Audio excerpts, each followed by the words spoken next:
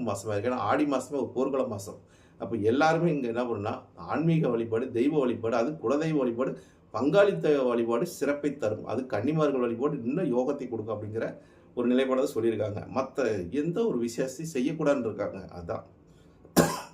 அடுத்ததாக சிம்ம ராசிக்காரங்களுக்கு பார்த்தீங்கன்னா, இப்போ சிம்ம ராசி எடுத்துக்கிட்டிங்கன்னா இந்த ஆடி மாதம் ஃபுல்லாக சூரிய பகவான் பார்த்தீங்கன்னா, ஏன்னா ஒரு சூரியனை வச்சு தான் ஒவ்வொரு மாதமும் அந்த மாற்றத்தை சொல்லக்கூடிய மாதமே சூரியன் தாங்க.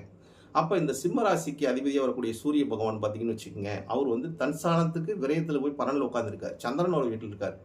அப்போ விரயம்னா என்ன மாதிரி விரயம்? அது சுபகிரக வீடு. அப்போ சுபத்தன்மையான செலவுகளை உங்களுக்கு இந்த காலகட்டம் கொடுக்கும்.